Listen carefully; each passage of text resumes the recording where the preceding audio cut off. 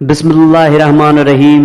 شروع کرتا ہوں اللہ تعالیٰ کے نام سے جو بڑا مہربان نہایت رحم کرنے والا ہے۔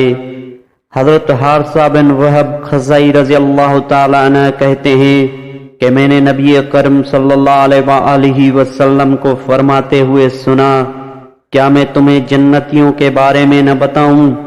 ہر کمزور حال آدمی جسے لوگ حقیر سمجھیں، اگر وہ اللہ کی قسم کھائے تو اللہ اسے پوری کر دے۔ کیا میں تمہیں جہنمیوں کے بارے میں نہ بتاؤں؟ ہر سرکش، بخیل اور متکبر جہنم میں جائے گا۔ حضرت ابو ہریرہ رضی اللہ تعالی عنہ کہتے ہیں کہ رسول اللہ صلی اللہ علیہ وآلہ وسلم نے فرمایا، میں نے جہنم جیسی کوئی چیز نہیں دیکھی جس سے بھاگنے والے سو رہے ہیں، اور جنت جیسی کوئی چیز نہیں دیکھی جس کی طلب کرنے والے سو رہے ہیں۔ حضرت عبداللہ بن مسعود رضی اللہ تعالی عنہ کہتے ہیں کہ رسول اللہ صلی اللہ علیہ وآلہ وسلم نے فرمایا، جہنم سے سب سے آخر میں نکلنے والے آدمی کو میں جانتا ہوں۔ وہ ایسا آدمی ہوگا جو سرین کے بل چلتے ہوئے نکلے گا اور عرض کرے گا، اے میرے رب، لوگ جنت کی تمام جگہ لے چکے ہوں گے۔ آپ نے فرمایا، اس سے کہا جائے گا، چلو جنت میں داخل ہو جاؤ۔ آپ نے فرمایا، وہ داخل ہونے کے لیے جائے گا، جنت کو اس حال میں پائے گا کہ لوگ تمام جگہ لے چکے ہیں۔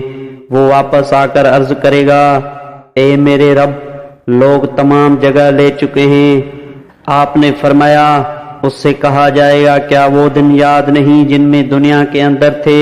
وہ کہے گا، ہاں۔ اس سے کہا جائے گا، آرزو کرو۔ آپ نے فرمایا، وہ آرزو کرے گا۔ اس سے کہا جائے گا، تمہارے لیے وہ تمام چیزیں جس کی تم نے آرزو کی ہے اور دنیا کی 10 گنا ہیں۔ آپ نے فرمایا، وہ کہے گا، اے باری تعالیٰ، آپ مذاق کر رہے ہیں، حالانکہ آپ مالک ہیں۔ ابن مسعود رضی اللہ تعالیٰ عنہ کہتے ہیں، میں نے رسول اللہ صلی اللہ علیہ وآلہ وسلم کو ہنستے دیکھا، حتیٰ کہ آپ کے اندرونی کے دانت نظر آنے لگے۔ وضاحت: یہ ادنا ترین جنتی کا حال ہے کہ اسے جنت کی نعمتیں اور دیگر چیزیں اتنی تعداد میں ملے گی کہ وہ دنیا کی 10 گنا زیادہ ہوں گی۔ اس سے اندازہ لگایا جا سکتا ہے کہ اعلیٰ مقام و مراتب پر فائز ہونے والے جنتیوں پہ رب العالمین کا کس قدر انعام و کرام ہوگا۔